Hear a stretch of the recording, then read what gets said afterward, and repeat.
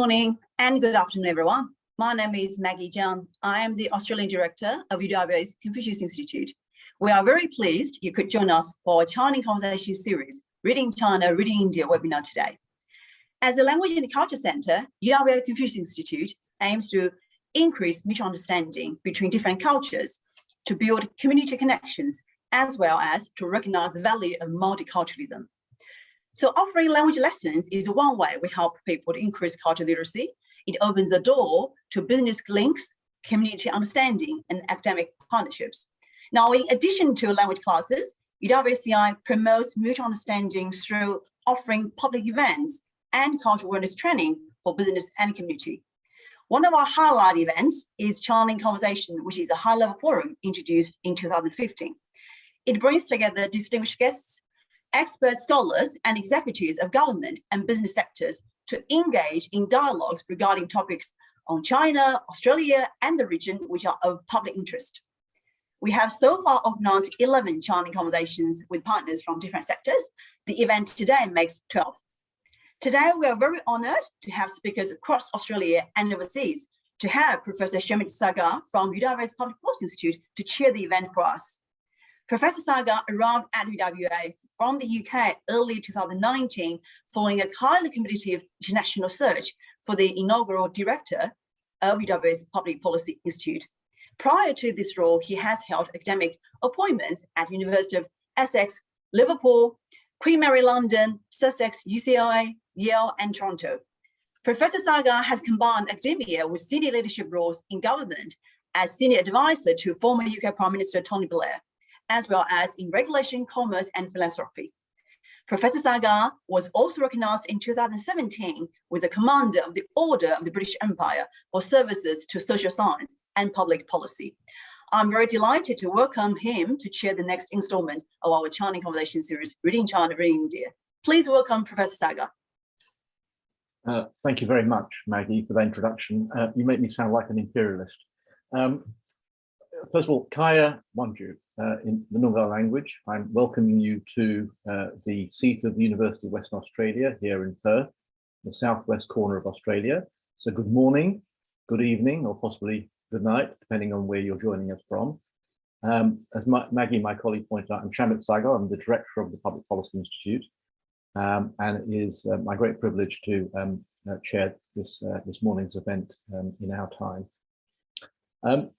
The campus is located on the land of the Noongar people, and rather than deal with the formal formality of it, I think, the formality of it, it's important to remember that traditionally it was a place of learning in the time amongst Indigenous communities and communities to be so. And it's my great pleasure, therefore, to ensure that it's a continuing place of learning with the university here in 2022. So let's just move on. The Public Policy Institute, very quickly, is part of the university here, and our job is to ensure world-class translation of our world-class research, and to ensure that our academics and experts have excellent connections and networks dealing with policymakers, the media, business, non-profits, and so on and so forth. Dealing with the event this morning on Reading India and Reading China, my mind is cast back to 2019, in fact, when I came to Australia on a full-time basis. I had conversations then with Australia's then High Commissioner to Delhi, Harinder Sidhu. A bit later on, a year later on the eve of the COVID lockdown, I recall conversations in an event that we were involved in with the Indian High Commissioner to Canberra, Githesh Sharma. And in fact, conversations with Maggie and in fact, Greg and many others, all of which seem to revolve around this question to do with how accurately are we understanding, in our terms today, reading these two countries.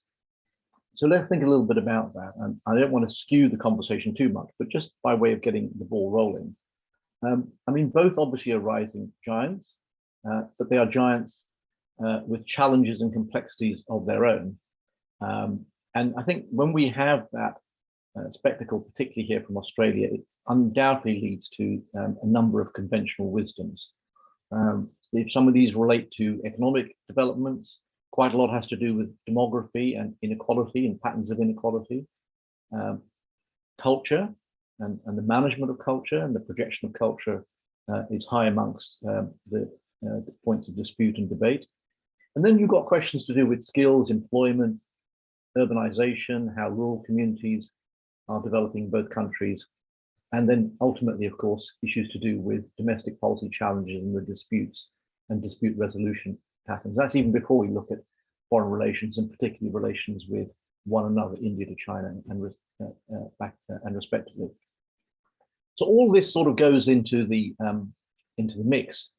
And I think the concern always is that even small errors in reading either or both these countries can lead to important consequences. I mean, just think about international investors spend all their time trying to work out some of the trend lines in these countries and whether or not their investments are secure or not. Governments have a great deal at stake in terms of paving the way for trade, but also in terms of security. And I can't begin to sort of overstate the implications here in Australia, where clearly Australia is one of these countries, without a doubt, that is in Asia, but not necessarily of Asia, and is undergoing a sort of half-century transition, in which it's terribly important to ensure these small errors, if they exist, are kept as small as possible, or in fact, avoided entirely. Anyhow, that's just a quick sort of take on introducing it. So some of the things the panelists are going to share with us this morning have to do with their own expertise, and we're joined, I'm very pleased to say, by 3 of my UWA colleagues, 2 further Australian academic colleagues and commentators, and 1 participant and colleague from China as part of the panel. So we're going to be asking them about some of these conventional wisdoms from their area of research, things that trouble them the most, and perhaps why, areas where there's strong evidence to support these conventional wisdoms, or indeed where evidence is hard to come by, but also looking at the kind of ways in which narratives are put up by academics, media, corporates, and others.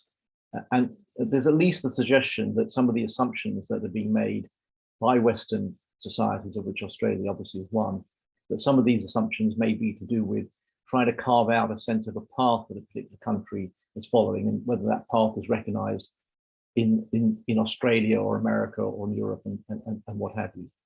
Anyhow, enough of that. We're going to hear from our panelists directly. The way this is going to work is we've got a cast of thousands. I'm going to introduce them one at a time in a moment. They've got about 15 minutes to sort of put across some of the key points. I think several of them have got some presentations they're going to share with our audience. And what we're going to do is we're going to go through those speakers, and then we're going to store up the questions towards the end.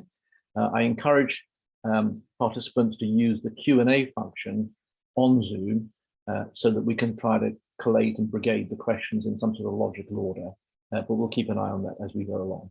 So to get this moving to start with, let me introduce our first speaker this morning. It's my great pleasure to introduce you to you, if you don't know her already, my colleague, Professor Anu Ram Mohan. Anu is a scholar here. She's a professor of economics in the UWA Business School, and she is also the Associate Dean for International Affairs in the Faculty of Arts, Business, Law and Education. Her focus as a specialist has been on understanding household vulnerabilities and socioeconomic factors that influence maternal and childcare outcomes, gender and food security in South and Southeast Asia, and the countries of expertise have included India, Indonesia, and Myanmar. She's also the coordinator of the Australia-India Institute on behalf of UWA, and we work very closely together. Now, Anu, the stage is yours. I'm going to hand over. Share your thoughts with us. Thank you very much, Shamit, for the kind introduction, and I'm delighted to be here. And in today's talk, I'm going to be focusing on some of the economic contradictions in India and the geopolitical and some of the contradictions there, and also issues around Australia-India relations and the way that the West reads India. So to begin with, I just want to start by talking about the way in which the world views India. So this is, these are front covers of the Economist magazine over the last decade. And you can see that there have been very, very high expectations of India in terms of their economic growth. And to some degree, we could argue that India hasn't lived up to it.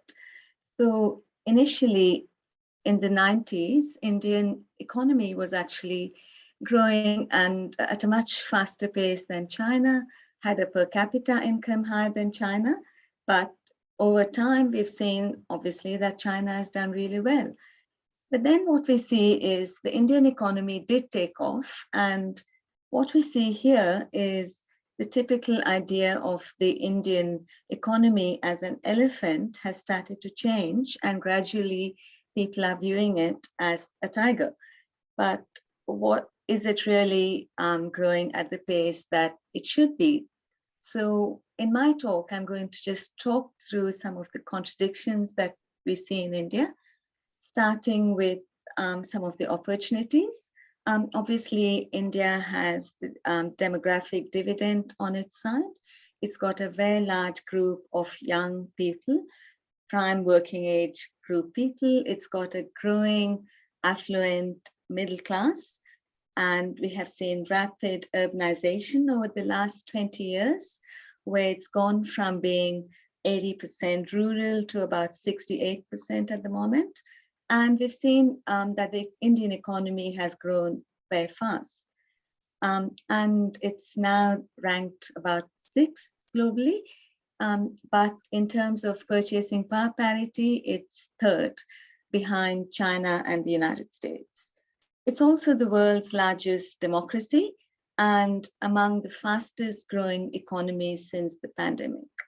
And globally, Indian-born people have done really well. So we see that 30% of the Fortune 500 companies have Indian-born CEOs. And these include some of the biggest multinational firms such as Google, Microsoft, Deutsche Bank, Twitter very recently, and so on. So it really provides this picture of India as being a land of IT professionals and so on. And we also see that the Indian diaspora has been very successful. It's the largest diaspora in the world, and it's the fastest growing migrant group in Australia. So we see that it accounts for about 1/3 of the engineers in Silicon Valley in the US, and 10% of the world's high-tech company CEOs are Indian-born. So although the IT and the BPM, which is the processing sector, is the largest employer in the private sector and contributes about 8% to the Indian GDP, in terms of employment, it's only less than 1% of the population that is part of this sector.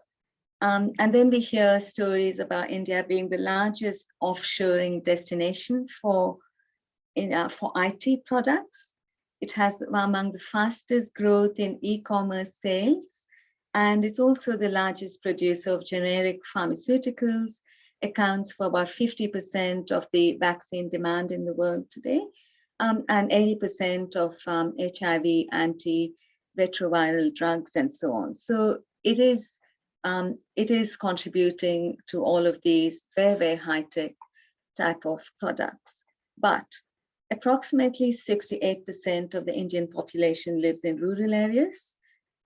Although there's been a significant decline in poverty and there's been a rapid economic growth, the fact is that economic growth has been very uneven across regions. Some regions have benefited, some groups have benefited more than others. So economic growth in India has also been accompanied with high levels of inequality. So we see these billionaires and the malls, and on the one hand, and on the other hand, we see a lot of poverty. So we see about 220 million people live on less than $2 per day. So these are really, really stark figures. And then the other sort of urban myth is that English is spoken by everyone in India. It's not true. Less than 2% of the Indian population speaks English. And although it's widely spoken in cities, it's still very, very low. And the other view that people have is that everyone in India speaks Hindi. Again, that's not true. It's the most widely spoken language, but there are 24 official languages.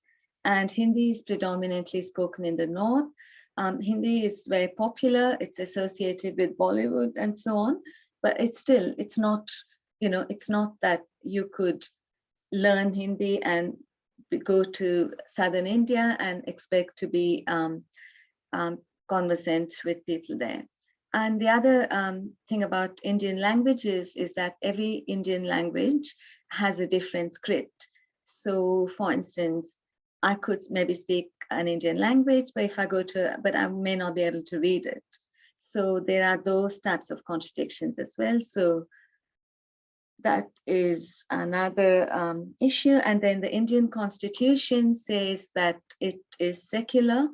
And of course, Hindus, it's a Hindu majority country, but it also has the third largest number of Muslims in the world.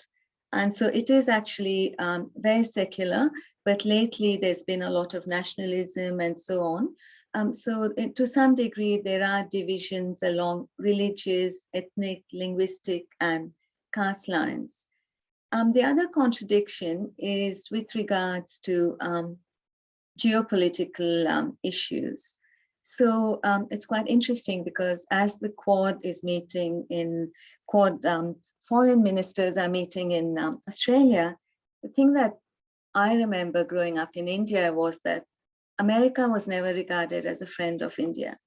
It was mainly Russia and the Soviet Union at the time who was a deep and constant friend of India's and still is. So India considers itself to be non-aligned. It has recently joined the Quad alliance, yet it maintains its deep relationship with Russia. It cooperates very deeply with Russia on vaccines. The Sputnik vaccinations were manufactured in India. It cooperates with Russia in space technology and defense. Russia is the largest defense supplier to India. And in the recent United Nations forum where there was this move against Russia over Ukraine, India actually abstained from that. The other factor also is the view that China is not a friend of India's. And that also is a very recent phenomenon. China is actually India's #1 trading partner. And though there have been some border skirmishes, what I think has been happening is that as India is growing closer to the US, China is going away from India. So, but India is a member of the Shanghai Cooperation Organization, which is the world's largest regional grouping, and it's widely regarded as the Alliance of the East. So among the Quad members, India still has, or the Prime Minister Modi still has very close links with President Xi Jinping. So, so there is this contradiction, and India hasn't been frozen out by China like Australia has. So in terms of post-COVID economic prospects, as you probably know, the COVID had a very prolonged domestic health crisis in India. The Delta virus caused significant suffering, and there was a lot of upheaval due to lockdown measures and so on. And this, to some degree, affected the more vulnerable people, I would say, and people that were working in the informal sector. And yet, so there was a strong contraction of the Indian economy by about 7%. But since then, the Indian economy has actually picked up and is expected to grow by about 9% in the first quarter of the financial year. The Indian stock market has also done really well in the last 6 months. This was an article that just came out in the latest Economist, literally last week. that the Bombay Stock Exchange Sensex 30, which is the index of 30 stocks, rose by nearly 22% last year. So I guess the point I'm trying to make is this contradiction where on the one hand, you've got this large informal sector, which is not really growing very fast, which is very stagnant almost. On the other hand, you have the digital infrastructure, which is extremely good. You've got the scientific advances being made and so on. So it is this contradiction that is something that we need to know about. Then when we look at the economic prospects, we wonder, why did we see this stark improvement in sentiment, given that India was one of the worst affected by the COVID pandemic last year in particular? And some explanations are that there was a cut to corporate tax rates. The government had introduced this retrospective taxes. They turned around and took that back. And then we see there's a move towards privatization of state-owned enterprises. A third of them are highly unprofitable. They provided financial incentives to manufacturers, typically these small manufacturers. So there has been some improvement in sentiment, and there has been consumer demand has gone up, inflation has been kept in check. So despite the sharp contraction, the IMF has found that according to this OECD report, it was the Indian economy that had grown the strongest in the last quarter of the last year. So it had grown by 12.7%. And in comparison, Australian economy had contracted slightly in the last quarter. So I guess what I'm trying to say is, despite the contraction of COVID, there appears to be now a positive sentiment. There appears to be an improvement in at least in economic terms. Then moving on to the Australia-India relationship, of course, at the governmental level, we have seen all these, the strategic partnership between India and Australia that was signed in June 2020. We see the Australia-India Comprehensive Economic Cooperation Agreement negotiations. And we see the evolving geostrategic context has also increased diplomatic and strategic focus on India within Australian diplomatic circles. And we see that culminating with this close defense ties to Quad and the regular joint naval exercises by the Indian and the Australian naval forces. However, when you look at the economic relationship, in the decade up until 2020, the Indian economy more than doubled in size, yet the Australian trade with India has stagnated. And interestingly, Australia exports minerals and primary goods to India and imports high-tech pharmaceuticals and refined petroleum and so on. So it's a funny relationship. And in terms of the India-Australia relationship, in the popular discourse, we see that it's shaped around, it used to be cricket, curry, and the Commonwealth, but now there's a little bit of Bollywood. And the interesting thing is that among Australians, this Lowy Institute poll found that 44% of Australians didn't even know that India was a democracy. And similarly, Australia ranks very low in Indian, most Indian people won't even think about Australia. Their views about Australia are formed by their perceptions about the Australian cricket team, and it really revolves around the sledging, and the Australians are seen as being arrogant and so on. So Australia also doesn't rank very highly in terms of trade. It's ranked about 20th in Indian trade with India, and we see that it ranks below countries like Nigeria.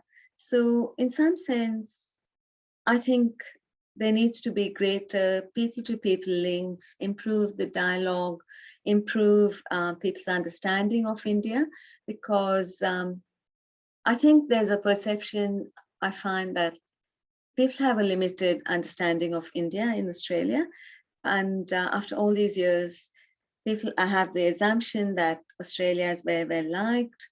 And I think that doesn't seem to be the case with normal Indians, who typically are much more focused on the US or on maybe the UK. And so it's not really, I would say, something that figures much in the Indian imagination.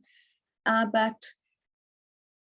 then there's been a few issues, like when the government banned Indians from coming to Australia when there was the COVID crisis. So these sorts of incidents have left a bad impression. So moving on, my final slide. What are some of the internal challenges that India faces? Increasing economic inequality is a big factor. There is a rise of communalism and nationalism, and this is against the backdrop of the lack of a strong national opposition. India is a federation of states and union territories, and the states are linguistic. And so what has happened is we've seen the growth of regional leaders who have become quite strong in their own states. But at the national level, there's very little challenge to Prime Minister Modi. He's very popular with the millennials, and they see him as someone that they can identify with. But there is a very nationalistic sort of sentiment in India today that didn't used to exist in the past. There are, of course, issues around environmental sustainability, particularly the poor quality air that's impacting on health in Indian cities. Governance is a big issue, particularly around social safety nets for the poor. India has among the largest food-based social safety nets in the world. It is the largest, but what it does is that it transfers physical quantities of rice, wheat, and so on. It's means tested, but what happens then is there's issues around corruption, red tapeism, and so on. So the technology and the governance needs to be improved. There are also serious challenges around gender issues and domestic violence and maternal and child health.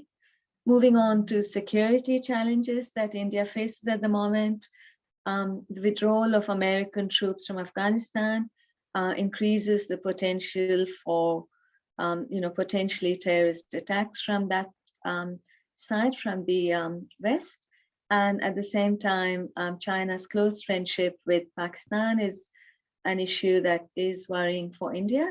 And more recently, Russia, which is a good friend of India's, has entered into a partnership with China, which is okay if the partnership is against the US, but if there are concerns that India now has that it's surrounded by states that may not be very favorable towards it. So I guess with that, I'm going to stop.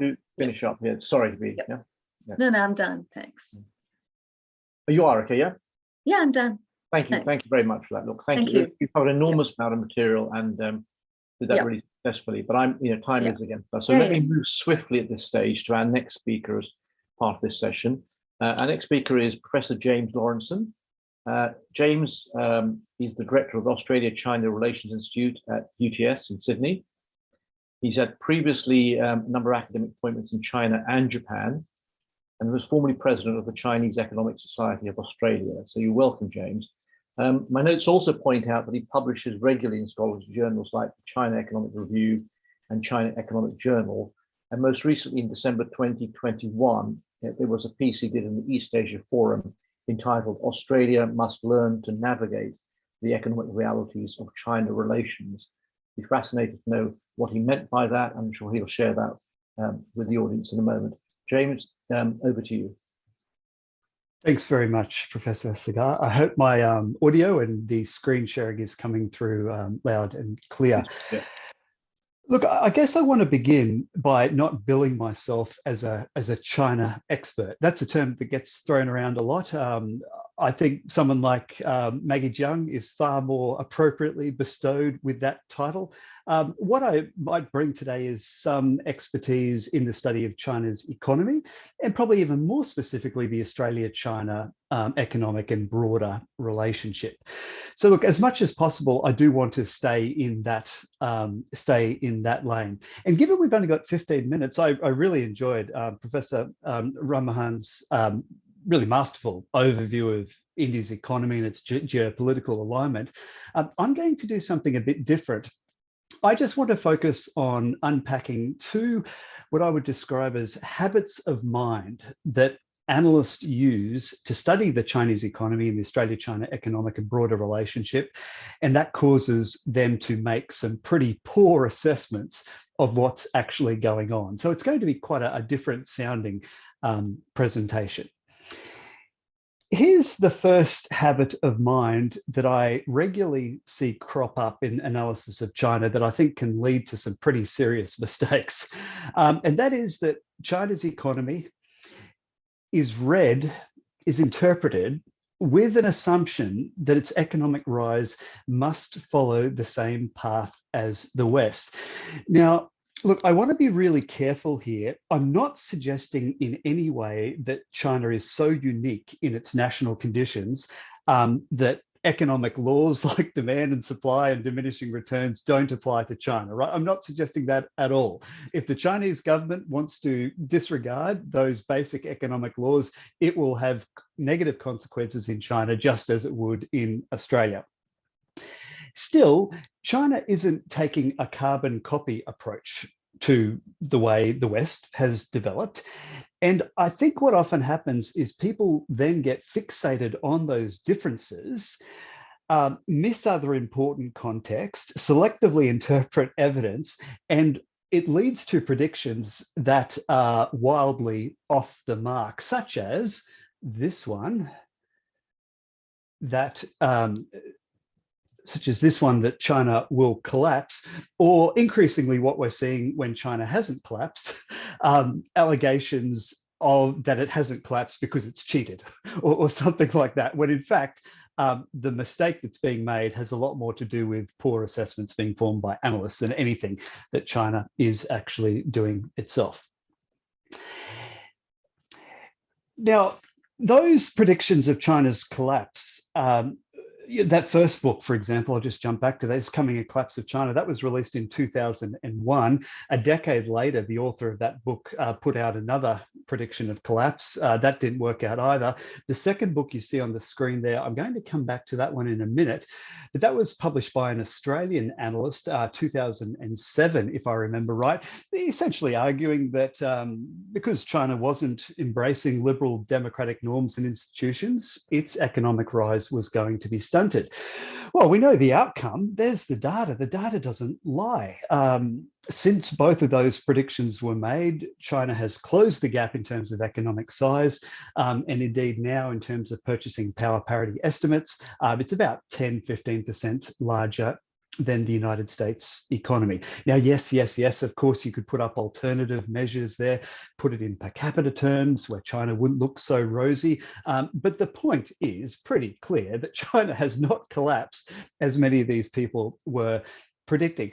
It might all be okay and just a bit of a chuckle if this was just think tankers having a punt. Unfortunately, it's more serious than that. Let me give you an example of this.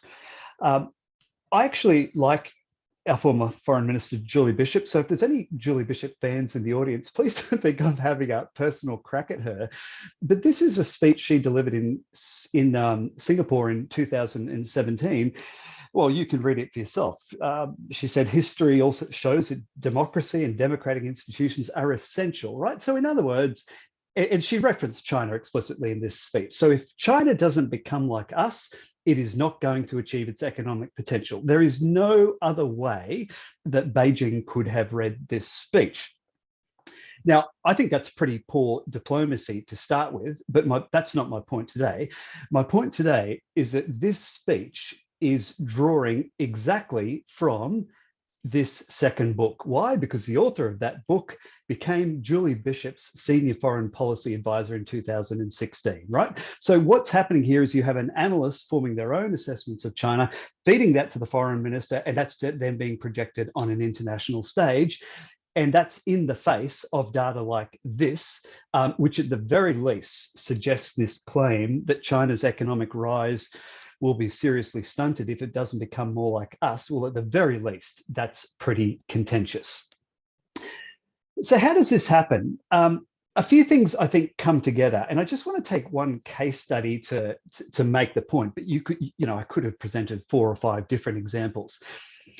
Many of you would have heard of these Chinese ghost cities, these massive construction sites, roads, bridges, schools, high-rise buildings, but no one living there. Now, it's been very common for particularly foreign journalists to go into these places and deliver headlines like this. They'll go there, they'll see the construction, they'll see no people, and then they'll spin that up to a narrative of the Chinese economy that the Chinese financial system is massively misallocating capital. And yes, there are plenty of examples of the Chinese financial system misallocating capital, but that's this case study based approach, or this anecdote based approach, isn't a very rigorous way of making that assessment. The first problem with this is it misses basic context. Say, for example, you've got a foreign journalist who's discovered 5 ghost cities in China that really are ghost cities. Well, yeah, okay, that might be significant in Australia, but guess what? China has 130 cities that have a population of more than 1 million. So even if you've got 5 write-offs in terms of capital inefficiency, it doesn't get anywhere near pointing to a national level aggregate story that makes sense. Second problem, it's a selective reading of evidence. Unfortunately, for many of these journalists who've gone on the record pointing their finger at these ghost cities, when other people have gone back 5 years later, guess what? They're full. Now, I'm not trying to make a case for China's approach, putting in the infrastructure first, or say an American approach that might build that infrastructure concurrently. But what I would say as an economist is that you can make a perfectly sensible economic argument for putting in the infrastructure first, right? So it is just simply not the case that the Western approach is the one that economic laws are black and white behind, right? Simply not true. And the other thing I think that's missed is that while these people, they scout for weaknesses, they ignore the obvious strengths. Here's a map of China's high-speed rail network that's connecting all of these cities. A decade ago, it hardly existed. Now it amounts to 37,000 kilometers of high-speed rail. The United States, if I understand correctly, has less than 100 kilometers of high-speed rail. Again, a transportation and infrastructure network that connects nodes of economic activity in economic theory makes a heck of a lot of sense. But if all you're doing is going to that one Chinese city, 1 or 2 Chinese cities, and calling the ghost city, you're missing all of this context and other evidence that points to an assessment that is very, very different to the one you're making. I'll finish on this point with this slide. Whatever weaknesses you might point to in China's economy, the Australian Treasury, its baseline projection is that out to 2030, China will add more new purchasing power than India, the United States, Indonesia, and Australia combined, right? Of course, it's a forecast. It's not guaranteed, but that is their baseline estimate. Okay, let me go on to the second point, and this will just take me about 5 minutes. The other second habit of mind I see people falling into the trap of is reading China's position in the global economy through a frame for what they wish for, right? What their ideology pushes them towards, not in fact what is. Here's an example of this. Very common in Australia now, particularly as geopolitical competition heats up. this idea that the world is dividing, there's a new Cold War underway where the global economy is cleaving into two camps, a Western-led liberal democracy camp and a Sino-led block of, as Christopher Joy, AFR columnist writes, of weaker developing and authoritarian states. You can see this language in our Prime Minister's recent speeches. Look it up if you don't believe me. Peter Jennings from the Australian Strategic Policy Institute, he delivered the exact same message, particularly directing it at universities in last week's Australian, by telling universities in Australia, you can choose the West or choose China, that's the world. Sorry, Peter, that's not the world. We did some analysis of this towards the end of last year. I'm just going to give you some highlights. One thing we did was say, well, if the world's decoupling from China, you should clearly be able to see that in trade data, right? That's at the heart of any decoupling hypothesis. Well, if you look at China's exports or imports, and if you look at China's dealings with any part of the world, whether it's ASEAN, Northeast Asia, the United States, Europe, Oceania, in every single case, those numbers continue to increase. In other words, the trade data is telling you that China is becoming more integrated with the rest of the world, or the rest of the world is becoming more integrated with it. There is no grand decoupling taking place, at least on trade. What about investment? Well, the summary of this slide is that it's the exact same story. When you look at numbers for foreign investors' holdings of Chinese assets, or Chinese investors' holdings of foreign assets, those continue to go up. So what are people doing? I think what they're doing is they're looking at case studies, anecdotes like Huawei, for example, that got blocked in Australia. And so then they tell a grand decoupling story based on that narrative. In fact, the bigger picture is pointing in precisely the opposite direction. And I'll finish on this point, illustrating how these misreadings of China's place in the global economy can lead to specific misinterpretations and potentially bad policy for Australia. Many of our audience would know that about 12 Australian export goods have been disrupted by Beijing since May 2020. At the start of last year, we got very excited when the new Biden administration promised Australia, through an exclusive interview with Peter Harcher at the Sydney Morning Herald, that Washington was not going to leave Australia alone on the field. It was promised that the United States knew exactly what was going on, and it would not improve its own relationship with China until China had backed off on Australia. Now, again, if just a bunch of think tankers were getting excited about this, fair enough. But in fact, our trade minister was too. Here's Dan Tehan. I think all Australians should be reassured by the fact that the Americans have come out and said that they've got our back and they won't leave us alone on the playing field, right? So these are serious policy heavy hitters absorbing this message. Now, I remember being pretty skeptical at the time for a very simple reason. As good a security and strategic mate as the United States and our other Five Eyes partners are, any Australian business can tell you that when they're selling internationally, their fiercest competitors are often those based in the United States and other Five Eyes countries. In other words, strategic friends can be, in the commercial and economic world, can be our fiercest rivals.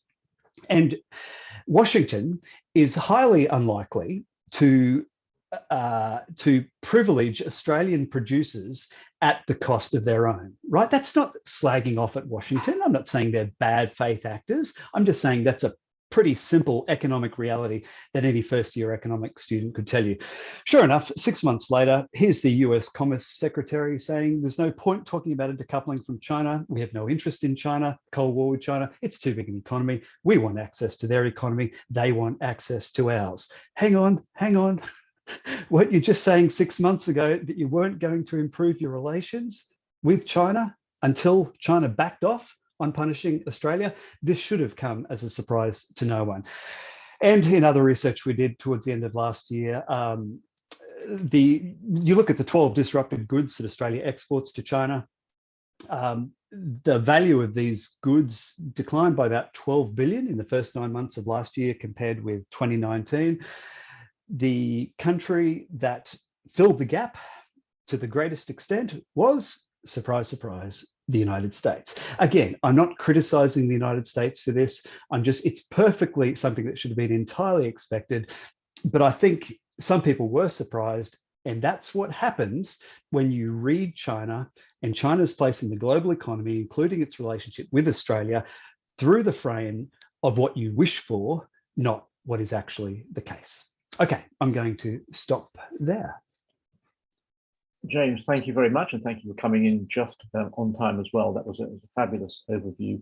Amongst other things, it's an object lesson and a study in think tank influence and effectiveness, if nothing else. I mean, that's a whole sort of study that needs to be done. That sort of is the parallel of what you've been talking about. Now, let's move gears swiftly, shift.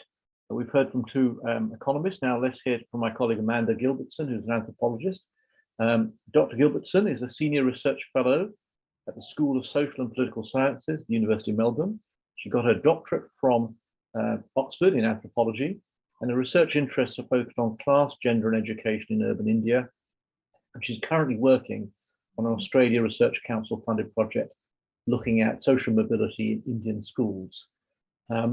So change of gear, change of angle, and back to India. Amanda, the floor is yours. Thank you, Professor Sagar. Can everyone hear me okay? Yeah? All right. And there's my screen for you. Hello. I'd like to begin by acknowledging that I'm joining you from the unceded lands of the Wurundjeri people of the Kulin Nations. I pay my respects to their elders past and present. I'd also like to thank the organisers of this event. It's an honour to be speaking alongside such an esteemed group of scholars. As Professor Sagar mentioned, I'm an anthropologist, which means I tend to draw fairly narrow conclusions based on long-term fieldwork.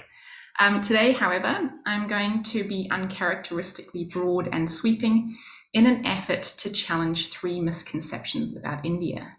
India is a poor and traditional country, India has a rapidly growing middle class, and India is bad for women. Now, none of these statements is actually false. They can be more accurately described as perhaps overly dominant conceptions, or to borrow some language from previously, habits of mind. At the risk of repeating cliches, my talk today illustrates British economist Joan Robinson's famous quote, "Whatever you can rightly say about India, the opposite is also true." So really strong parallels here with Professor Ramahan's presentation earlier. My aim is to unravel any notion that there is a singular real India that can be known and understood in any complete way. In Delhi, I've hosted highly educated Australian professionals who confessed that they expected the whole country to look like the narrow, congested lanes of old Delhi. And I've hosted Australian undergraduates who fretted that they weren't experiencing the real India because they spent most of their time interacting with middle-class professionals in an affluent neighbourhood of New Delhi. It is because of the dominance of images of poverty that I often include a slide titled "India has hipsters too" in introductory lectures on India. While there can be no doubt that these brands cater to India's elite, the malls and bohemian urban villages of Delhi are no less Indian than the images of colourful festivals and poverty that have so shaped Western imaginations of India. Why does this matter? Well, it perpetuates a pattern of exoticizing India that has its roots in colonialism. Edward Said called this exaggerating of India's otherness Orientalism. He argued that an imagination of India as backward and irrational compared to Europe's maturity and objectivity supported and legitimized Western control. We see this today in the Australian media's appetite for stories of people in India engaging in seemingly irrational behavior. Young Indians using social media to campaign against gender-based violence? Not interested. India is the world capital of selfie deaths, all over the news. Another issue with the view of India as poor and traditional is the tendency to see it as inherently, inevitably, always and forever so. In 1600, when the East India Company was founded, India was producing 22.5% of the world's GDP, while Britain was generating just 1.8%. those figures reversed as Britain siphoned $45 trillion of wealth from India, reducing the nation, in the words of historian William Dalrymple, from the world's leading manufacturing nation to a symbol of famine and deprivation. As the second and third article on this slide outline, the British also turned previously fluid and porous boundaries between religious and caste communities into hardened sites of conflict. A lot of tradition and inequality in India today has some roots in colonization. My second overly dominant conception directly contradicts my first. I have just tried to explain that India is not a poor country. Now I'm going to argue that most of India is poor. Since the Indian economy was opened up to foreign markets in the 1990s, there has been a lot of attention to the enormous consumer market represented by India's middle class. But people are increasingly questioning how big India's middle class is and how much disposable income they really have. In 2018, The Economist did a big story on the hype surrounding and absence of India's middle class. So is India's middle class actually poor? It depends how you define middle class. One way of doing so is in relative terms, people who are literally located in the middle of the population in terms of income or consumption. On the graph here, that would be the 40th, 50th, and 60th decile. And what we see when we look at those deciles is that they're living off between $4 and $6 Australian dollars a day. An alternative approach to defining India's middle class is in absolute terms, not those clustered around median income or consumption, but those above a certain threshold. A number of studies set the lower threshold at around $10 US a day and estimate the size of India's middle class at 6% or less of the population. So is India's middle class growing? The short answer is yes. The share of India's population living on $2 or less daily fell from 35% in 2001 to 20% in 2011, which meant that 133 million Indians were pulled out of poverty. The more recent data that's shown on this graph shows a further 262 million people moving out of the poor category, just there at the bottom, between 2011 and 2019. But this mainly resulted in an increase in the share of its low-income population, living on a daily budget of $2 to $10 US. While we do see an increase in the middle income category, spending over $10 a day, it is a very modest one. In The Economist's reporting on India's middle class in 2018, they pointed out that most of India is still poor and that India's economic growth is not resulting in vast numbers of poor people becoming middle class, because the extra income being generated by this economic growth is mostly going to the country's wealthiest 1%. Only the top 3% of the Indian population earns more than 23,000 Australian dollars per year. Furthermore, the COVID-19 pandemic has had a very significant effect on the Indian economy, reversing the trend of a growing middle class and resulting in the poor category increasing by 75 million people. And it will be really interesting to see how the recent uptick has impacted on this. So why does this matter? Although I do think an image of India as poor and traditional dominates, I also hear lots of statements like everyone in India can speak English. Thanks, Professor Ramahan, for introducing us to that. And everyone in India has a smartphone. So while images of the poor dominate imaginations of India, their needs seem easy to forget at times. I wonder if the approach to distance learning during the pandemic is an example of this. Schools in India closed in March 2020, and most remained closed almost continuously until very recently. A wealth of excellent research has provided compelling evidence that most Indian children cannot access online education. Their families lack the necessary devices and internet connections. In research that I conducted with colleagues from the University of Melbourne, Joyita Day, Nathan Grills, and Andrew Duca, such parents were desperate for schools to reopen.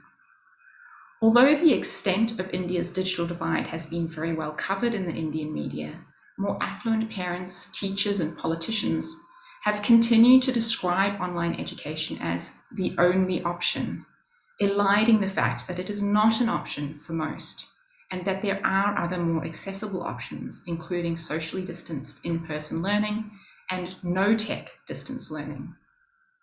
So Amitabh Kant writes in the Indian Express that the future of learning in India is EdTech, while this parent from a rural Uttarakhand school speaks about how his children have been unable to access any learning for months, and contends that schools continue to be closed because the rich are not affected in the same way his children are. In short, I wonder if the focus on India's economic growth and IT prowess obfuscates the lack of access to resources among the majority of the population and makes it possible to look the other way, even as they clearly articulate their needs. My third overly dominant conception takes us from class to gender. Many of you may have heard that India is not a good place to be a woman. This image was produced by the McKinsey Global Institute. They mapped 15 gender equality indicators for 95 countries and created a gender parity score for each country. India's gender parity score was only 0.48. The McKinsey Global Institute found that women make up just 24% of the Indian workforce, compared to 40% globally, and do 10 times the unpaid care work that men do, compared with a global average of 3 times. Now, I don't want to make light of the very serious challenges faced by Indian women. Instead, I want to take issue with simplistic explanations of gender inequality in India in terms of age-old patriarchal traditions. In other words, the notion that it is the Indianness of India that creates gender inequality. Let's use the sex ratio as an example.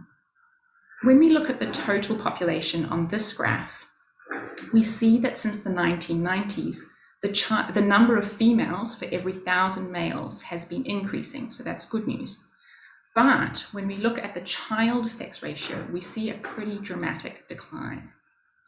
This means that female feticide, that's the abortion of female fetuses, is becoming more common. Data from the 2011 Indian census show that there are now 918 girls aged 0 to 6 for every 1,000 boys of the same age.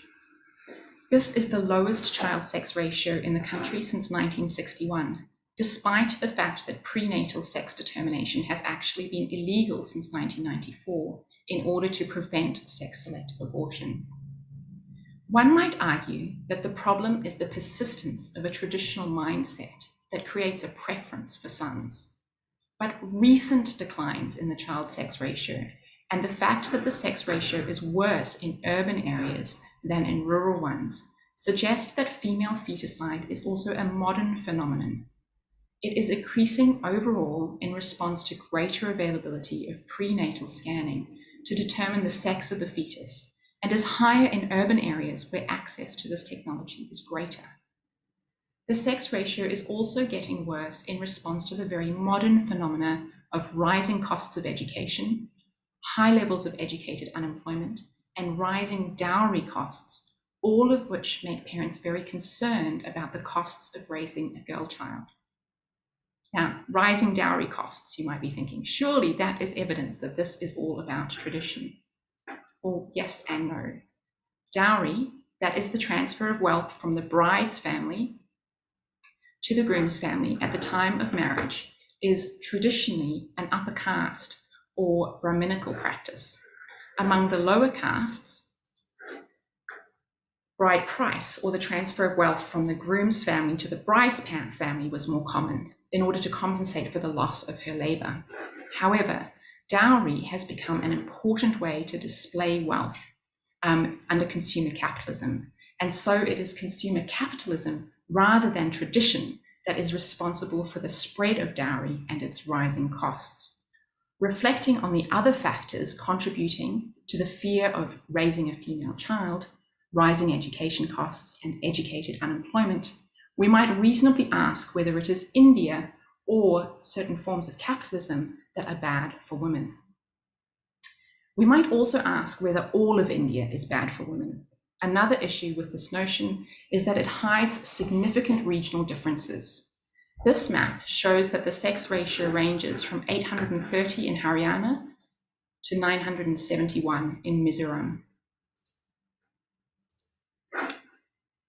This regional variation is evident in relation to literacy too. The South Indian state of Kerala has achieved nearly 1,000%, goodness, 100% literacy among young women. This reflects a long history of educating women in Kerala, with over 70% of women aged 60 years and above being literate. There we go. My third and final issue with the notion that India is bad for women is that I think it can lead people to underestimate Indian women. And I'm almost finished here, just 2 more slides. It can lead to attempts to help and to educate that further entrench colonial power dynamics. I would like to see greater recognition of the strength of Indian feminisms. Something I particularly admire about Indian feminisms is their intersectionality, the way that various campaigns and protests link gender inequality to issues of capitalist exploitation, Hindu nationalism, and caste oppression. So to conclude by taking this question very literally, I urge you to access a more diverse range of representations of India by regularly visiting some of the brilliant independent news sites that have emerged in India in recent years. Cutting-edge research and data analysis is published quickly and often on these sites, and they will certainly encourage you a healthy skepticism of any generalizations about India. Thank you. Amanda, thank you very much. First of all, for the succinctness of what you have to say. Second of all, for the tips and the recommendations at the end. And last of all, from being tempted out of your anthropological particularness, which is the point you made at the start. It's clearly a worthwhile thing to do. So let's march on. Our fourth speaker this morning is our only offshore colleague for this event particularly. Dr. Xiaomin Pei is based in Hangzhou in China and is a member of the Zhejiang University Center for Australian Studies, and is also a research professor at Zhejiang Gongchang University at the same time. The area of interest that you're about to discover has to do with cybersecurity law and communications, and she has been working with a number of leading Chinese institutions looking at these questions in particular. More generally, Xiaomin Pei's research interests include cross-cultural studies, semiotics, institutional legal discourse, cybersecurity discourse, and more recently, she's been working on the politics of naming COVID as reflected in newspaper headlines from different countries. So a great deal of broad expertise brings her to her presentation to the audience. Dr. Pei, over to you. All right. Thank you, Professor Saga, for your kind introduction. I'm very honored to attend today's conference. And today, the topic of my talk is deciphering cultural and ideological logics behind China's cyber governance discourse. My presentation includes these 4 parts. So first, I will start from the starting points of my talk. The past 2 decades have witnessed the critical importance of cybersecurity to a well-ordered digital world. China has emerged as one of the world's leading cyber powers, issuing numerous policies and laws on cyber governance. But the question is that foreign media or countries conventionally have several negative or confused thoughts of China's cyber governance discourse. And the second starting point is that cyberspace is both a technical domain and a political field. It has become a focal point of international relations and a contested political arena shaped by different interests and values. So again, this background, my today's talk centers around these 2 aspects. The first is to introduce the conventional thinking about China's cyber governance discourse, and I will illustrate this by 2 case studies. The second is to dig into the cultural and ideological factors behind China's cyber governance discourse. So let's start from the first case study. This study is from one of my articles. It has been accepted by the journal Discourse and Communication and will be published soon this year. It is a media portrayal of hackers in China Daily and in the New York Times since the 21st century. And it's a corpus-based critical discourse analysis. And hacker discourse is one important part of the cyber governance discourse.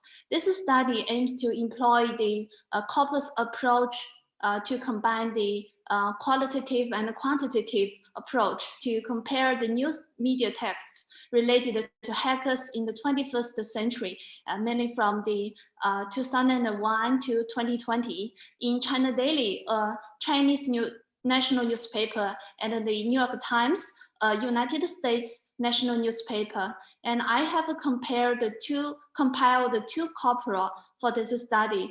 One includes all the news texts related to hackers in China Daily, and the other one including all the news texts related to hackers in the US newspaper, the New York Times. So due to the time limit, I will only show one of the findings here. As shown from this table, the top 10 evaluative, adjectival, and nominal collocates of hackers in the two newspapers, China Daily and the New York Times. From this table, we can see that the newspaper New York Times tends to use nationality-related words to modify hackers, such as Russian, Chinese, Iranian, and Korea. So it is argued that it tends to consider these four countries that have unfavorable relations with the United States as the primary origins of hacking. By contrast, China Daily prefers to use broader macro geographical terms to describe hackers instead of particular countries, such as overseas and global. This finding reflects the New York Times' negative other representation of hackers.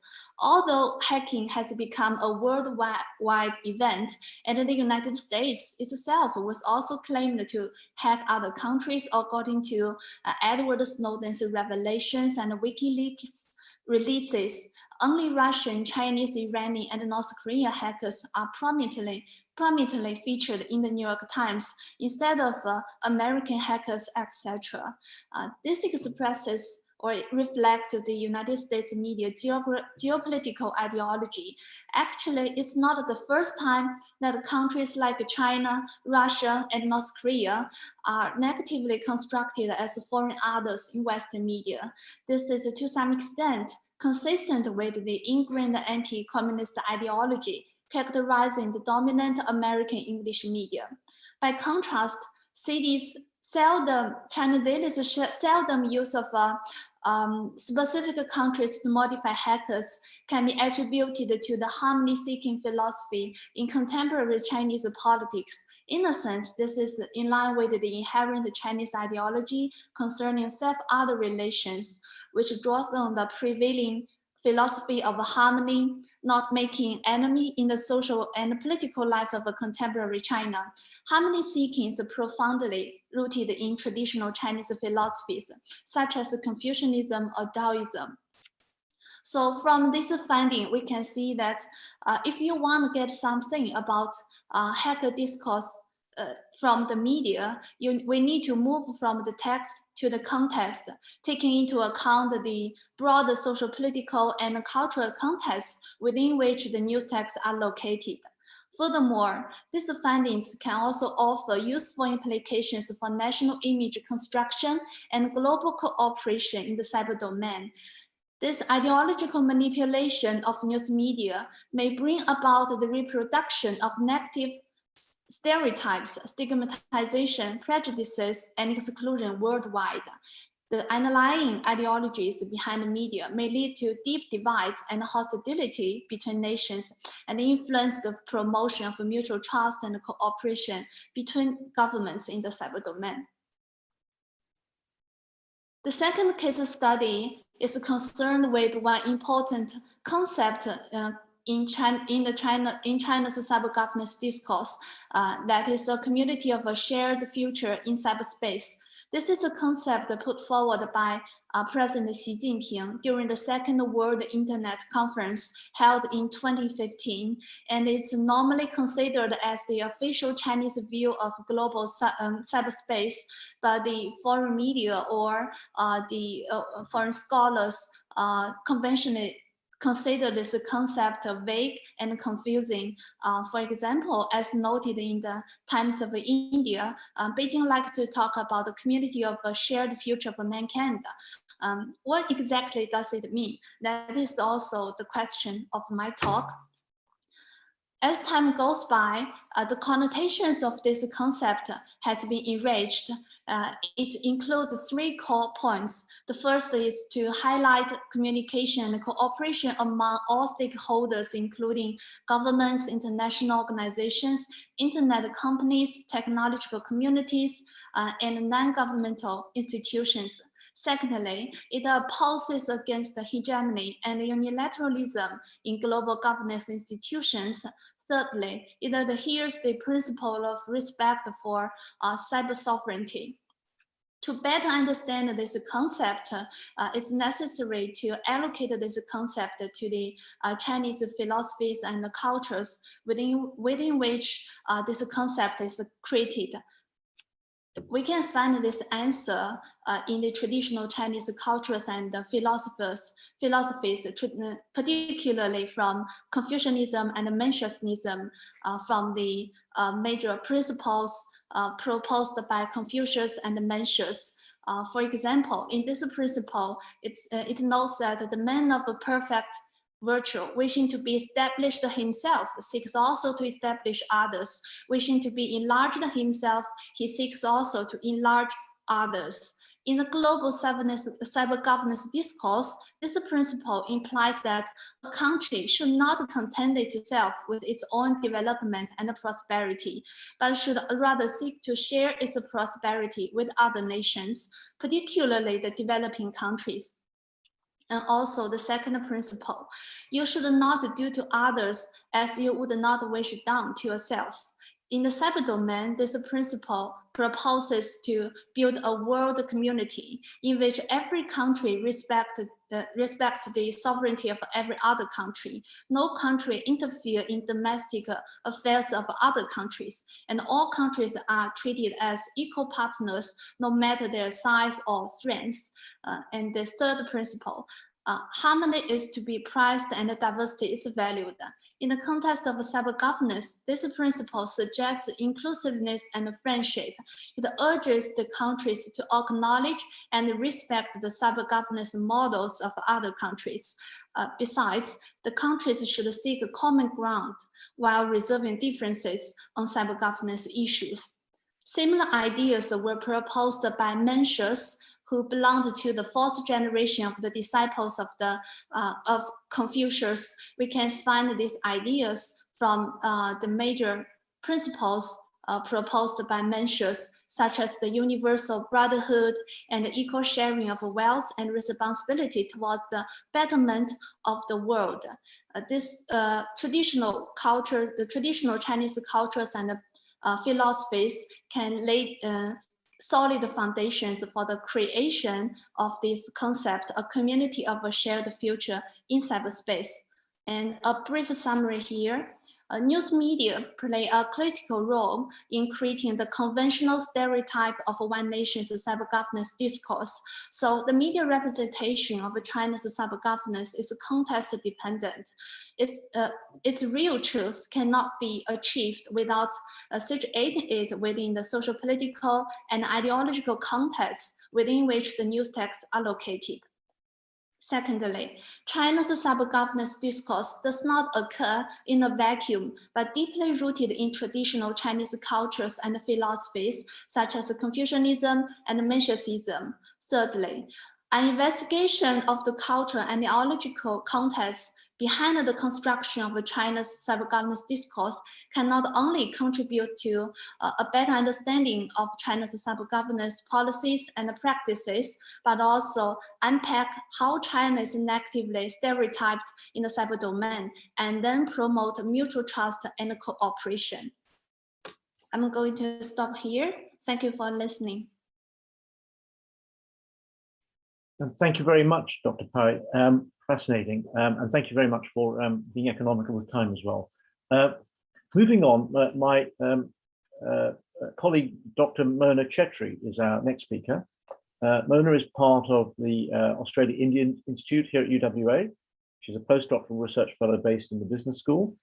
Her background, I think, is mostly in sociology and anthropology, and she's published widely on urbanization, ethnicity, politics, and the development of East Himalayan borderlands of India and Nepal, where major infrastructure development is often predicated on drastic environmental transformation. The current research here at UWA is focusing on gender, labor, migration, urbanization, infrastructure in Sikkim in India. And her most recent published work includes a book on the development zones in the Asian borderlands, which is being published as part of the Oxford Guide to the Himalayas, I think due out later on this year. Mona, over to you. Hi, thanks, Shamit. Can you all hear me? We can. Yeah, brilliant. Thank you. Thanks, Shamit, and thanks to the Confucius Institute for giving me this opportunity. It's really great to be here and to be a part of this whole really great group of people and experts on India and China, and just like listening to everyone else. I seem to have learned a lot. So today I'll be talking about presenting a sort of an alternative reading of India, right? So my talk is called Beyond Cricket, Curry and Bollywood, which itself is a very cliche, isn't it? It's a cliche way of looking at India and how India is seen and talked about in Australia. And the interesting thing is, for me, it was quite a surprise to know that people actually know very little about India in Australia. And it's very limited to what people know. So for me, it's also been an interesting sort of a research project to see what all I could learn about Australia, but also about like how India is seen in Australia. So what I'm going to try and do is I suppose I'm not presenting new exciting things, but maybe just trying to shift the way we look at things, trying to shift the vantage point of I'm going to be focusing on two different things. One is looking at the India-China border issues. Of course, one has to. And the second one is looking at urbanization. And just trying to shift how we look at these things and seeing, is there a better way of reading these things, right? So the common perceptions around India seems to be around food, culture, yoga, religion. Of course, everybody's happy and colorful, and it's a very homogeneous vision of India. And to me, I come from the northeastern part of India, and to me, I find that's a very North India, North India, the cow belt centric way of looking at India, which does not really capture the heterogeneity of the country itself. But that's all right, right? We can live with that. But what happens is that these are the key things that people know about India, but when does India actually come, when do people even read about India is when something big happens or something bad happens, right? These are the two times when, India is usually in the news. And again, I'm talking from the perspective of very from a lay perspective, right? From the perspective of a common man, because of course it's different when, as researchers, we are engaged with India and Indian politics and things like that. But from a very lay perspective, it's like, when really big things or bad things happen that, people read about India in Australia. And I think one of the big issues is around the India-China border dispute that, we keep hearing about from time and again. So I'll be talking about this and just a different vantage point of reading this and also looking at the issues around urbanization. So what I want to try and do is try and shift the focus, is try to shift our gaze around how we see the region itself, right? So this is I thought this was like a really fantastic map of South Asia when Himal South Asia released this, because there's a very sort of a staid way of looking at the region. So when we turn it upside down, we can see the interconnections, right? We can see, and of course, given my own background in borders and borderlands, I find it extremely fascinating to see how interconnected we are as a region in terms of people, history, culture, all right, and just the mobility of people that has been going on historically and that continues even now, right? And given how porous the borders are, of course, yes, we are very, there's strict rules and regulations about who can move back and forth, but the borders also seem to be quite porous.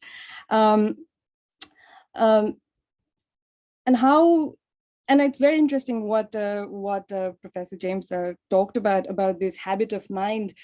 We are, I suppose, habituated to actually seeing, giving more sort of importance to political borders than to the cultural connections between different countries within South Asia. So India shares political borders with several other countries. But these borders are also very porous in terms of history, culture, and of course, mobility of people. So what happens in one country has an almost immediate reaction in another, right?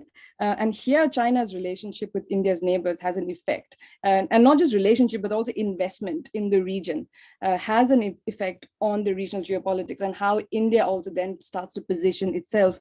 So the point that I'm trying to make here is that if we want to talk about, I think a lot of the times the focus is just on on Indian and Chinese soldiers like fighting, barefaced on high mountain tops and things like that, right? So the focus is usually on that sort of violence or aggression on the border. But what actually leads up to those things is also, I'm not saying entirely, but also in parts also determined by the regional politics of how India positions itself and how China is also positioning itself in different in the region, in the South Asian region. So yeah, of course, but also at the borders and borderlands that India shares with other neighboring countries. So how do we deal with these, right? So we see that India's Chinese investments are increasingly surrounding India's what has been seen as traditionally India's sort of playing ground, and we're seeing incursions, like Chinese incursions, Chinese investments in this region. So a lot of India's regional geopolitics is also being shaped by these things. But the most important thing, I think, is the intricacy of borders and borderlands also shows how China, through trade and commerce, is embedded in the region. As has been already pointed out by Professor Ram Mohan about how China is India's one of biggest trading partners, and that's also true for other countries within the South Asia region. And so it's very interesting how there seems to be two sorts of different things going on. On the one hand, there's this whole image of constant aggression and fighting and they don't get along. But on the other hand, I suppose in a sense it is a contradiction of where it's almost business as usual, right? So and the South Asian market and Indian market is absolutely flooded with Chinese products. So the question is, would it, and they're usually calls to boycott Chinese goods from the market. And I remember last year there was, there was a call to boycott even Chinese apps. TikTok being one of the biggest things, and TikTok and PUBG to be banned, and but the question is, would it even be possible to do that? And even if India was to successfully kind of ban or wean itself of the cheaper Chinese products, because of the porous borders, Chinese products would still filter in through the different surrounding regions, right? So this economic embeddedness or even reliance on Chinese products reveals a different landscape of seemingly what comes across as a love-hate relationship between India and China. It's almost like there are two different things going on, and it depends on how you want to read it. And of course, aggression with, and I'm not sure about how it works in China, but also in India it works. It helps nationalism, right? It helps having an enemy helps keep nationalism alive, so to speak. So thus, while there may be contestations on the border, on many levels, it's business as usual as we continue to consume Chinese products. And again, as Professor James was saying, there's no great decoupling going on as we see on the ground. So thus, how other South Asian borders operate is also crucial to understanding the ebb and flows of India-China relationships. So it's not just simply between India and China just happening at the border, but it's also about what's happening around that does affect India-China relations. And I just wanted to quickly make a smaller point around urbanization, because I wanted to take the two key things that people talk about when we talk about India. One is, of course, in relation to China. And the second thing is slums and the image of urban India. And of course, the most, I don't know, infamous, famous image of, the most popular film being Slumdog Millionaire, where suddenly the world discovered, how India was, urban India was. So it's there's a whole lot of contrast, right? How we see India is like it's either a country of millionaires and mega cities, and then it's poverty on the other side, right? So it's seen as this land of really great contrast.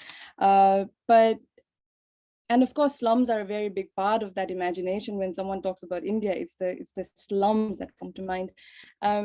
But what we see in terms of urbanization trends is, of course, yes, India is one of the fastest growing urban countries in the world. But the kind of urbanization that's happening is also very different, right? So what we are seeing is more of not the growth of the mega cities where most of the slums are located, but what we are seeing is what is known as rural urbanization. Basically, it is small towns and cities that are actually expanding, and these are like cities with like a population of like under like 500 million. So what we're seeing is that instead of this whole dominant idea of India being either mega cities and slums, it is the small cities, small areas and towns and expanding, and we'll see it visible across the developing world by 2030. And what are the implications? And this is a trend that's very common across South Asia, right? You'll see all of this across. And these new spaces of urbanization have an immense impact on the economy. And as we were talking about the kind of the economic growth that we'll see in India, and it's changing, and where this growth is happening is also going to change. It has a lot of impact on sociopolitical dynamics, governance.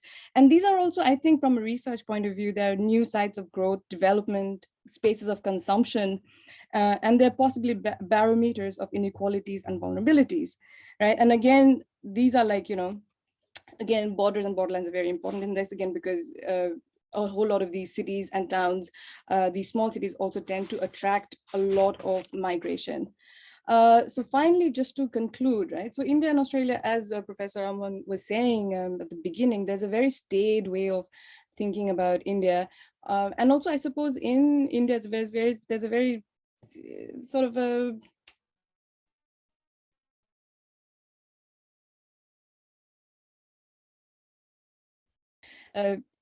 the image of Australia in India has not changed over the years also, right? But I feel that there is now new spaces and new sources of understanding India that's coming up. So just taking the two small examples of borders and urbanizations illustrate the value of looking at India regionally and not in isolation. I think this is one of the key points that I wanted to try to bring in my talk today, was to look at India not just simply existing in a vacuum, but its politics and its development in sync with other countries in the region. And I think for Australia, there's value in looking at India not just as a country, but also as well what used to be as a hegemon in the region. I think this would lead to a more nuanced understanding of India and would help Australia position itself, whether it be in terms of trade, politics, development, development aid. And I think it would really be useful for Australia, so it could preempt what the socio-political landscape would look like and how to engage and expect from India. And I'll leave it at that. Thank you. Mona, thank you very much. Okay, wonderful presentation, and echoing actually Amanda's point about a variety of different sources you can now use and access if there are different interpretations of India and where it's going. And look, marching on very, very quickly, our last speaker who's waited very, very patiently. Greg, you have the challenge of going last as part of the panel. Greg McCarthy is Professor, Emeritus Professor here at UWA, and he's a former BHP Chair of Australian Studies at Peking University. Greg's main research interests and extensive publications relate to Australian politics, Australian-Chinese relations, as read through the policies of contemporary Australian governments, the internationalization of higher education, and most recently in 2021, he published a transcultural connections between Australia and China study in the era of global uncertainty. Greg, over to you. Thank you. Thank you very much, Shamit, and thank you, Maggie and Shamit, for inviting me. As Shamit indicates, my theory tends to be qualitative and not quantitative, so I'll try and walk through a kind of historical qualitative position to try to think about the complexities of reading China and reading China-Australian relations. And I'll do that through three tropes. One's a sort of intellectual engagement, the other's looking at media, then foreign policy, and then a first-hand experience of China, as Shamit said when I was there at the Peking University for 3 years. So the first idea for me reading China is that we often get the notion of its history and its contemporary as driven from above. Institutional change from the Qing dynasty through the public period to the communist regime is all seemingly done from above, where the real agencies from below, peasantry, working class, and so on, disappeared.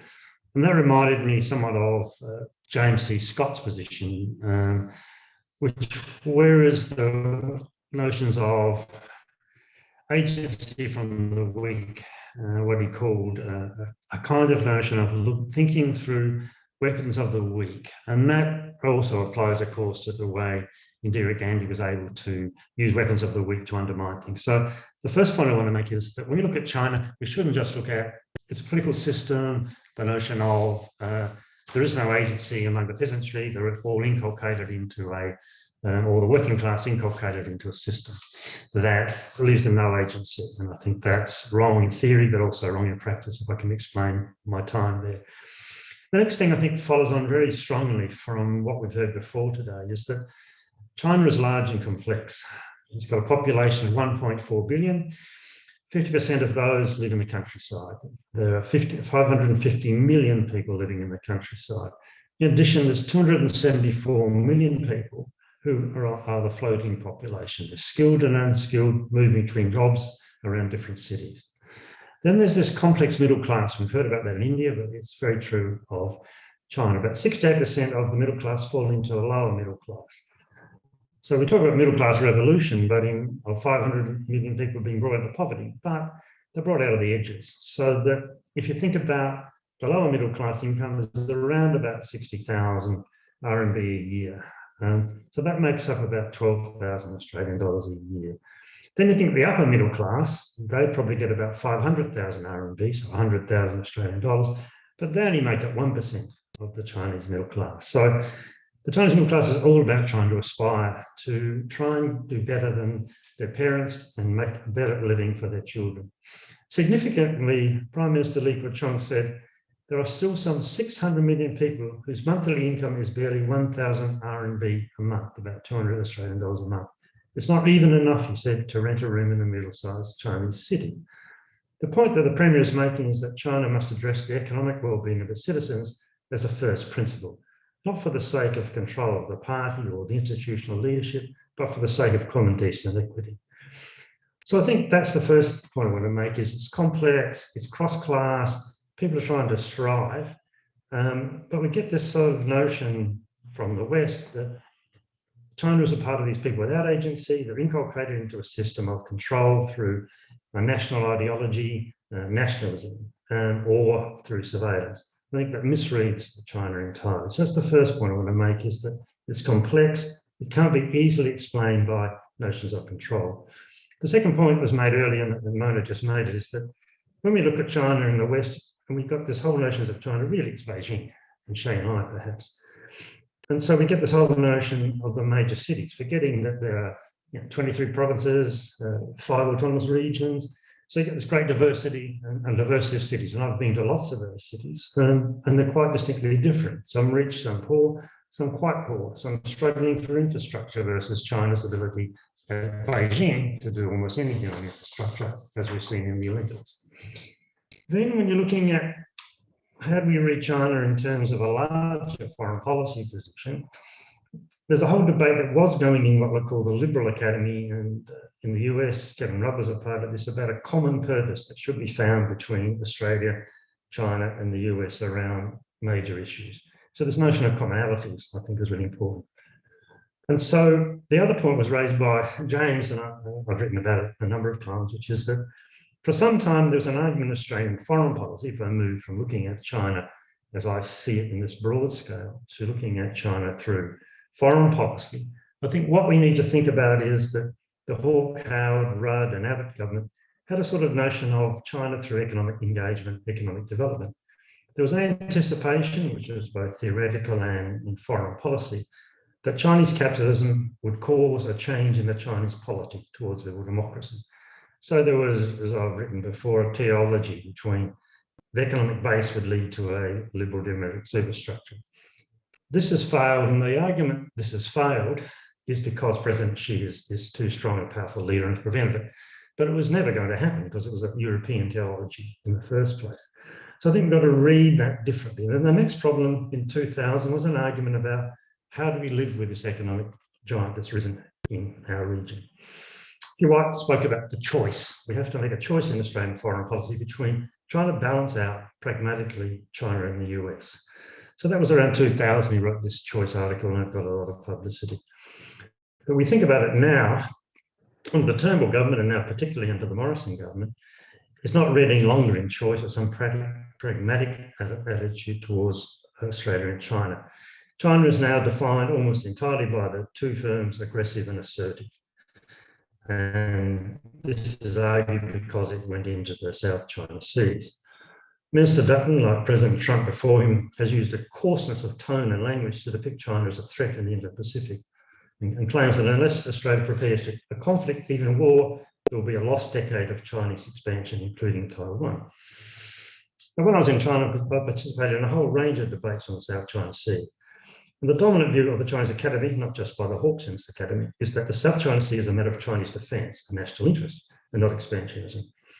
Likewise, in the relationship between mainland China and Taiwan, this is both a contested colonial history and a complex economic interrelationship, where Taiwanese capital has been integrated to the development of Hong Kong and the mainland.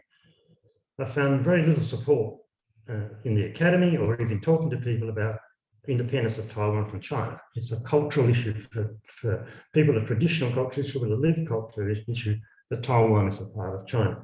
When I went to Taiwan and spoke to people, there was great division, I thought, in Taiwan. The old generation who were part of the KMT did kind of feel that perhaps we could find an easy way to do it. The younger generation who had always lived in Taiwan felt that the independence was the way to go. So there's a big split. It's not a simple notion there. So it's important to think about, we've got a fairly simplified version of history in terms of our foreign policy. We've got a lot of sabre rattling by Defence Minister Dutton. Is it just for electoral purposes or is there something larger? It would seem to me to be larger because it's accompanied by the purchase of a whole range of military hardware, a containment strategy involving the Anglosphere and reaching out to the liberal democracies to join the containment of China. And we've heard that debate around where India fits in this notion of the Anglosphere. Is it in the East or is it part of liberal democracy? Is it part of the West? In other words, the same foreign policy is now value-based in what Foreign Minister Payne defines as liberal democracy versus authoritarianism. Authoritarianism is the key subtle word for China. And what critical reading is often now seeing that Australian foreign policy is now defined by how to maintain US hegemony in the Indo-Pacific. How do we bolster the US sea and air power, which the Australian AUKUS submarine arrangement is part and parcel of this hegemonic mission? Now, naturally, China's going to respond. You know, they read the policy changes, the investments coming on in a way that says they should be wary of this security pressure on them. So it reinforces their security hawks to talk about it. They often speak with their own courses. I think the Wolf Warriors don't understand democracy. They spoke out in a very counterproductive way. I think James Orrison's made this point. And the imposition on Australian exports was in some sense a part of the trade deal they had to do with the US. So they had to buy more US stuff, so they had to come from Australian exports. So that's fine. James has made that clearer than I can. So we're not sure what China would respond if we get a new government which eases off. But the whole point of the AUKUS and so on is to lock the Labor Party into this US strategy for the Indo-Pacific. Now let me talk about the media as the second trope that I want to talk about. The media plays a significant role in reading China. Both Chinese and Australian media outlets have competitive interest, and we've heard that, Professor, from Zhejiang. The Chinese media is primarily focused on serving a national agenda around a narrative of progress as opposed to the failings in Western nations. The Australian media, similarly, though more diverse in its ownership, equally constructs a narrative of China which stresses Australia's progress as against China's failings, emphasised by its supposed state system. At a simplified level, it depicts in Australian media as a narrative of surveillance state with President Xi as an all-powerful leader. So this is a simple story of institutional leadership from above. And what I'm struck by when you look at these examples, I've been looking at the Chinese Olympics, the China Winter Olympics in Beijing. One of the things that's quite clear is the ability of the state to achieve enormous amounts if it wants to. And some of my colleagues that I met in Tsinghua are a part of building the engineering thing for the big ski jump and so on. So I know how much the universities and the state operate. But when you look at the way it's covered in the Australian media continue looking for the state. How is the state exerting its power over the media or over athletes? So there was a narrative the Australian media were looking for about, let's find out the fact that we've got this surveillance state and how it's affecting our athletes. When you interview the actors, they said it's been really progressive, been helpful, prevented them from COVID. The other thing that's quite interesting when you look at the Olympics coverage, and Channel 7 runs it, is that they don't talk about the China Olympics, it's just the Winter Olympics. So we tend to have erasure if we want to about China. But I think the Chinese media isn't depicting Australia in a pleasant light either. It talks about Australian racism, Chinese students face racism, First Nations people face racism. It's tended to draw along about how Australia's negative attitude to China reflects its country's convict to colonial heritage. It's a big vote to prove that Australia criticism China comes from unsophisticated sources. Of course, there's equal criticism that Australia is subservient to the US. For example, we're in for debate on both sides about how we construct each other, but mainly we construct each other negatively. And what I found talking to my students was that most of them didn't watch Australian media and Chinese media. They got their views of the world from films and television. So we need to think about this notion we can inculcate people through reading the news when people get the views of the world broadly from other sources, including drama and so on. Finally, let me talk about my time in Beijing to give you an idea of what I think this complexity is. So I lived in China, I'm Peking University, so it's an elite university. You had to have a pass to get on and off. I lived in a gated community. And from the moment I walked on the campus, I knew there was a relationship between the state and the market. It took 3 hours to get me a Bank of China card and 3 minutes to get a online account. So you got the market and the state operating closely together.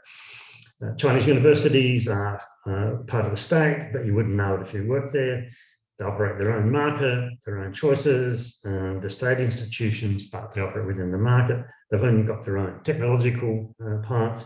And I used to work and go to Tsinghua, which had this enormous science park that's on the outskirts of the campus.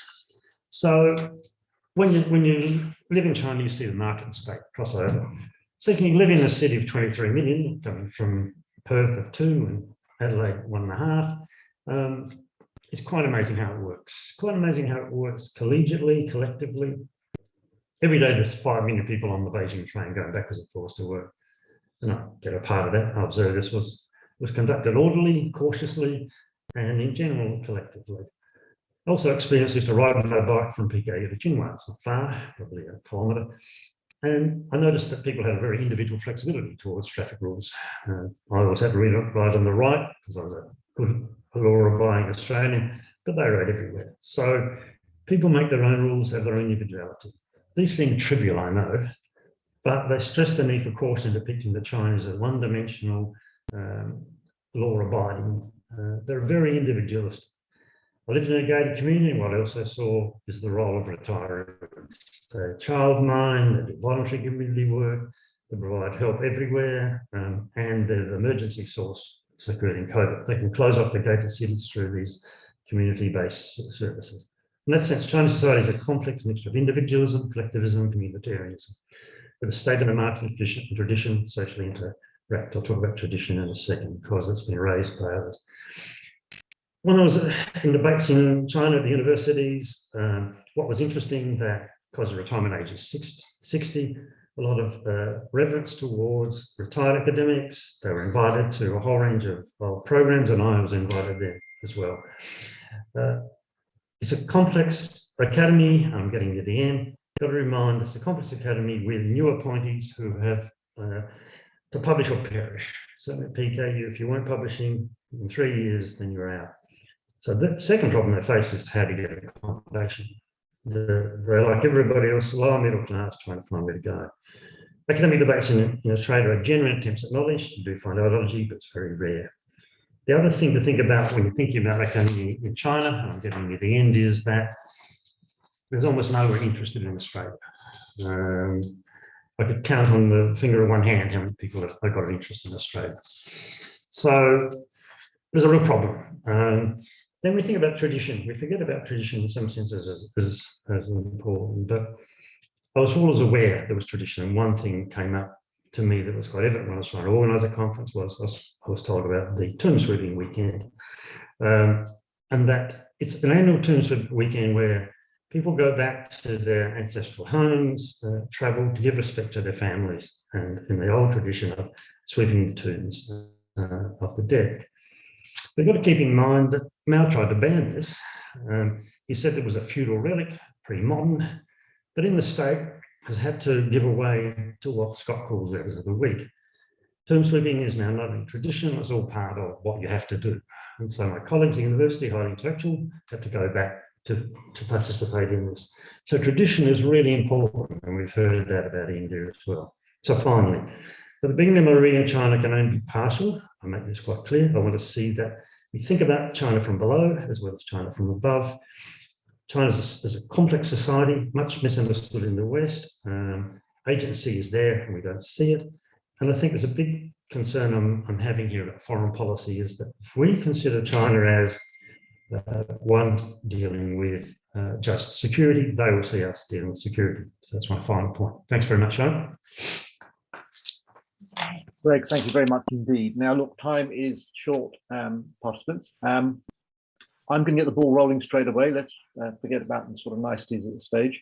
I'm going to ask a question and bring in a couple of panelists, and then breaking all the traditions, I've got one of our panelists, Amanda, who'd like to put a question to some of her colleagues after that. The first thing I want to bring up, and I'm going to ask Anu to comment briefly, but one or two others can come in as well, but maybe no more than three.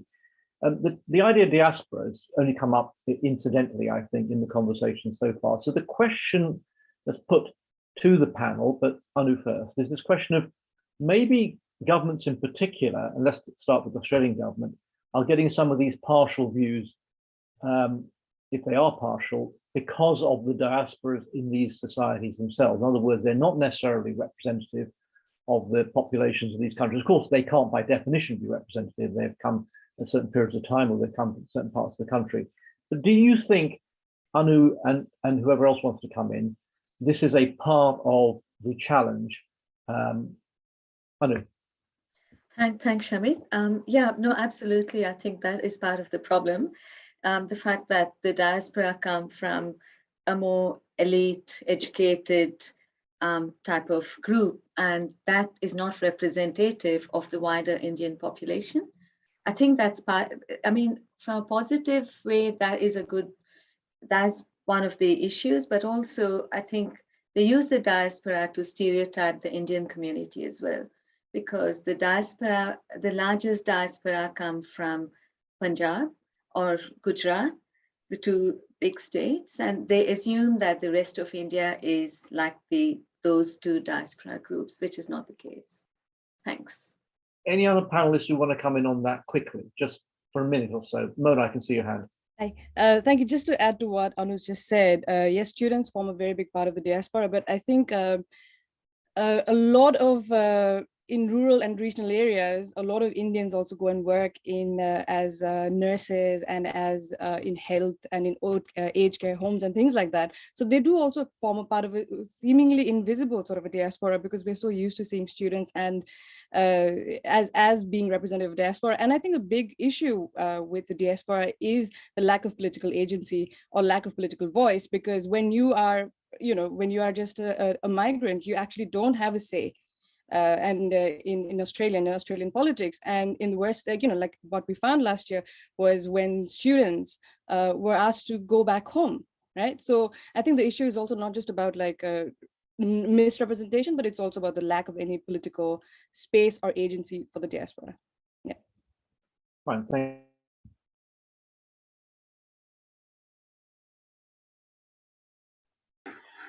Hang on. One more time, thank you. Amanda, can you jump in with your question to your fellow panelists? Yeah, sure. So I was just thinking about the parallels across several of the presentations about both India and China in terms of describing the absence of a wealthy middle class and the fact that most of the movement out of poverty in both India and China has been into more of a low income category. And as a non-economist and someone who doesn't do research with Australians, I often struggle to articulate what the implications of that are for Australia. And I was wondering if any of the economists amongst us would be willing to have a stab at trying to explain, why does it matter to Australians that the majority of India's population, the majority of China's population are in this sort of low income category? Who would like to answer that? Maybe James can go first, and then I'll jump James, are you in. there? Yeah, sure. Yeah. Yeah, go on. Look, I'll just stick with China. My understanding, Greg, is that I know Greg put up the just talking about the middle class numbers for China, but because China's been growing at double-digit rates for a lot longer than India, China is in fact not just getting into that lower middle income area, but is actually getting up higher. Particularly when it comes to measures of wealth in China, because around 80% of Chinese households, actually it's 90% of Chinese households own their own home, and there's been massive increases in house prices. So if you don't just look at income, but you also look at wealth, there's a big number of Chinese households that are actually quite wealthy. What does it mean for Australia? Look, people, here's just one observation, I'm not sure how relevant it is. But people will often doubt the credibility of Chinese economic data, right? This is one of the things I could have talked about today. But one of the points I make is, well, if you don't believe the Chinese government's economic data, just look at Australia's economic data. And in fact, you can, you look at education, tourism, wine, beef, and so on. And those numbers are, off the scale compared with where they were even just a decade ago. So what it means for Australia is that, that migration of Chinese people to the middle class is real, and it's at a level that you can see in Australia's trade data. Of course, there's a long way to go, and that's why we talk about China's expansion being a very long boom for Australia, as long as we can keep the economics and the politics and the geopolitics in somewhat of a balance. Anyone else wants to come in on this? Anu, yeah, thank you. I just wanted to say, I actually think the size of the Indian middle class is quite large. It's about, and it is a big source of consumer demand for Australian products, and the biggest one of the biggest exports both to India and to China is education, right? The size of the Indians and the Chinese student population here gives you an idea about what it means for Australia, but also like we're seeing Australian wines in Indian shelves and things like that. So I think it's mainly consumer goods for the West. I think that would be what I would say. That's why it's important. Yeah. Okay, thank you.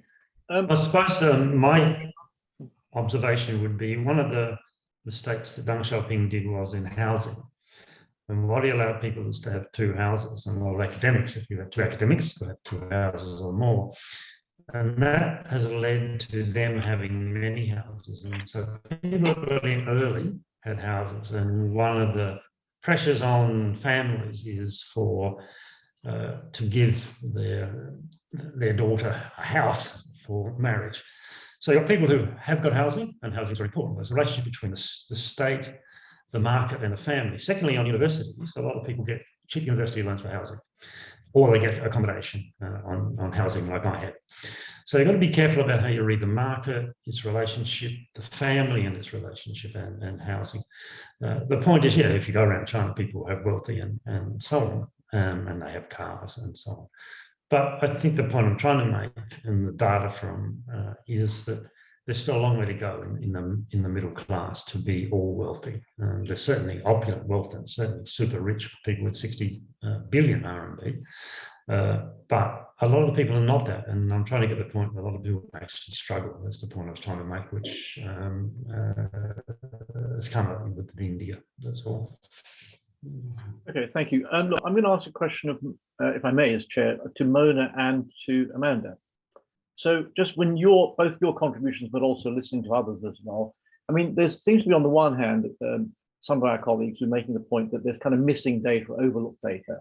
If only you look here, you will tend to get a different view of either or both countries. And then there's things I think came out more in your presentations, which had to do with what I call reflections and projections. Projections and reflections from the past or from geography and neighbors and so on, that causes almost like a disorientation. In other words, you've almost got the wrong starting point or the wrong comparator. Can you just sort of comment on that, whether you think that, in a sense, empirical research of the kind that you're involved in can help to reset or reorient the misreading or the errors that you're spotting, or if you think it's more deep-seated than that? If any of you want to respond to that, Mona or Amanda. I'm unmuted, so maybe that means I should go first. Go on, Amanda. I mean, give it a shot. Mona, if you want to come in, it's not compulsory, but I want to. Do you want to go first, Mona, or should I? Sure. Thanks, Shamit, for that very difficult question, because I think for us, the kind of work that we do, I suppose, and this is a big, we're always challenged as not being broad enough or being generalizable enough, what we find out, So I think, as Amanda started off by saying that, we tend to make quite slightly narrow deductions in a sense, right? So I think that's a big challenge for the kind of work that we do, and also the fact that it's extremely time consuming to do the kind of research that we do. But having said that, I think there is great value in the kind of work that we do, because it really brings out the nuances, whether it's about studying China or whether it's about studying India. And it really helps to have a nuanced reading of development change and the things that we see are going on right now, right? So it's not about saying that, okay, it's all, it's all bad, that's the research that's gone bad before us is not useful. But I think what we do is we try to bring a different perspective, a different vantage point, which I think is really crucial, and it complements the other kinds of research that is already going on. So I think there's great value in what we do and add to that. Thank you. Amanda, you want to comment? Yeah, I'm coming at it from a very different angle and thinking about the way you asked it, Professor Saga, in terms of sort of needing more evidence to provide a better answer versus sort of perceptions. And there was actually a big thing that motivated the way that I went about my presentation, where I've been really struck in a number of different contexts by people having the information and being able to hold two very contradictory perceptions at the same time. And this is I think fairly universal. Obviously I haven't done the research to support this, but I do think we're all capable of holding very contradictory notions at the same time. And so the Australian professionals I described at the beginning of my talk knew a lot about India. They knew factually all of these things that should have led them not to expect all of India to look like old Delhi. And yet at the end of 10 days in Delhi, they were like, do you know what? We were actually very surprised despite having all this information. The same with the undergraduates. And then in a very different context, with this research about distance learning during the pandemic, we've been talking to teachers who have developed all of these really innovative strategies for no tech and low tech distance learning, are super sensitive to the fact that, the majority of their students can't access online learning, and yet are saying online learning is the only option. And so I think there is some, and what do you do to tackle some of those sort of, I don't know if they're biases or sort of deeper structures of perceptions, habits of mind? I don't know is the answer. Okay, all right, but we'll carry on discussing it to find out more. Okay, Maggie, can I just ask you in parallel? Do we have scope to go on for another 5 or so minutes? Or Fiona? Yeah, that's, Are we good? Yes, no? can I be, I mean, yes, we Maggie, can. is that a yes? Yeah. Subject to people want to stay with us. So I'm conscious that time did go out.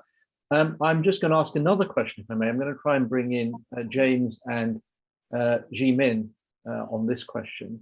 I mean, both you emphasized, in a sense, the opposite. You basically made the point about getting things wrong, but also hostilities, either in the columns of op-ed columns of newspapers, or in the framing of cybersecurity threats and how these were characterized. So I want to ask you just to comment a little bit about the potential dangers there. I mean, it's a very different sort of analysis that people are sort of being captured by sort of one view. James, if you want to go in first in particular, you had this very specific sort of understanding that sort of there were particular commentators. It wasn't as much as just a think tank that are sort of captured by this, but they would be projected into the mouths of leading ministers. This is hostile stuff oftentimes. It's not just mischaracterization. Yeah, it is. And let me give you an example in the university context that we're all familiar with. I'm not sure if how many of you saw it, but on Christmas Eve, right, when no one's paying attention to the news, the new research, the discovery grants from the Australian Research Council were released. Now, what got missed was that only 23 of the grants involved collaboration with China.